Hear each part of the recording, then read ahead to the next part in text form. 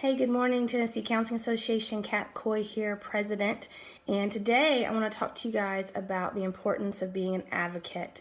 And I know some of you are out there who are afraid to admit it, or maybe you are open with admitting it, but you're scared to advocate, and that's okay. So I want to walk you guys through what it's been like for me. I have a meeting this morning with my senator and talk you through it and hopefully alleviate some of the concerns that you may have, and it might make it more easy for you to advocate for our profession.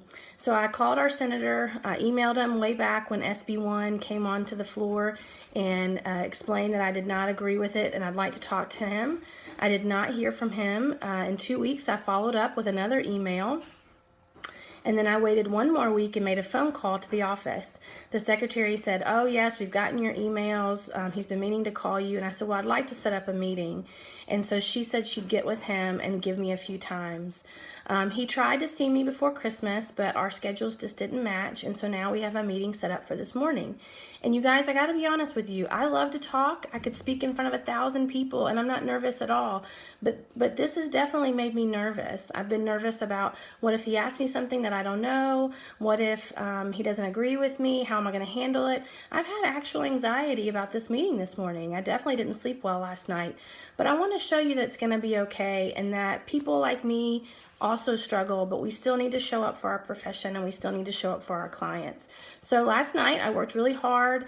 I sat down and I made a plan, and so I'm going to show you guys kind of what I've got going here, what I'm taking with me that will hopefully help me out. There's my little son there. I've got some talking points. I've got some things for him, some things for me, and some things that I think will make me confident in what I need to express. And the bottom line is that we can provide all of this for you to help you feel confident as you go and meet with your legislators.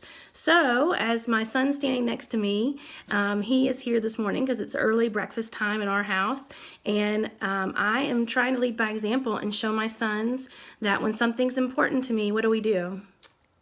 You show up for it. Yeah.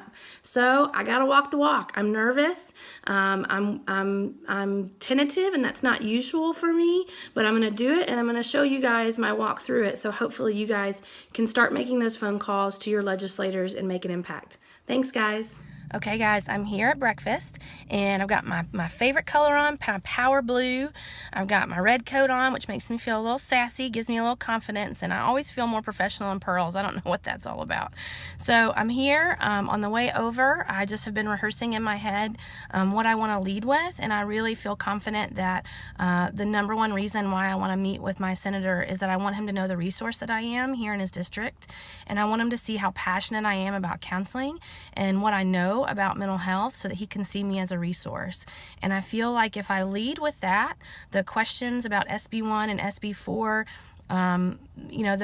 those I've got packets prepared, and he can kind of get that later. But what I really want to lead with is my passion, because that's what I'm comfortable with. So that's going to be kind of my game plan. That's what I've rehearsed on the way over. So I'm going to go in and meet my senator, and I'll let you guys know how it goes. Apparently senators are people too, because mine's late.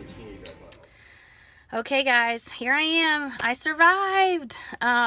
For the astute counselor who's watching, you might notice that I'm in different clothes, and that is because I showed up to my early breakfast meeting, and my senator had to cancel. So, much to my dismay, we rescheduled for Saturday today at 2, and it was great. I am very thankful that it was rescheduled, actually, in hindsight, because I was able to watch the Tennessee board on Friday and really get awesome insights and stories to be able to pass along. So I met with him today.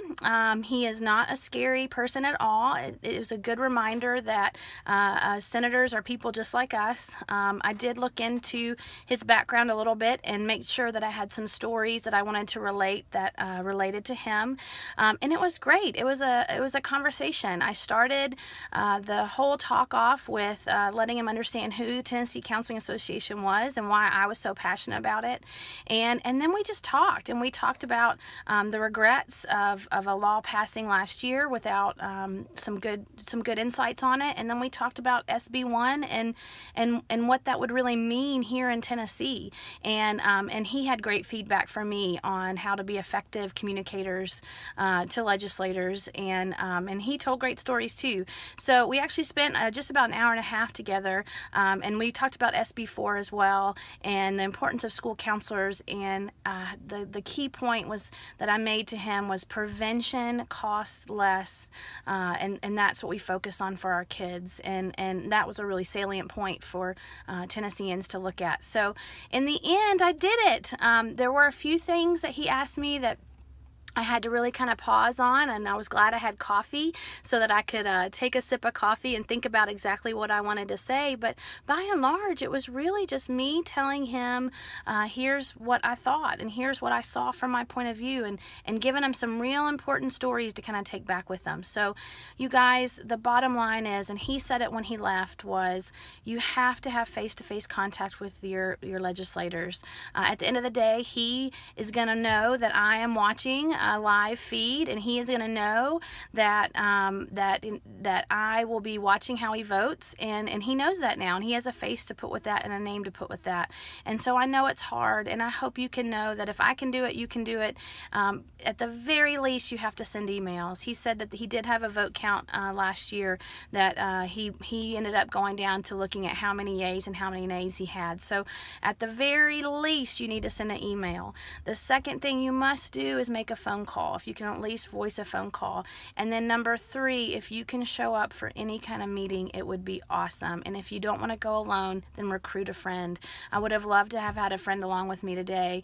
It just didn't work out. But you guys, we've got to do this. We've got to do this for our kids, for our clients, for our profession, to maintain an ethical role in our state. We've got to do this. So please show up. If I see you, I'm going to ask you if you've done those things, and definitely utilize the resources that we're providing, and hopefully it'll go great for you guys.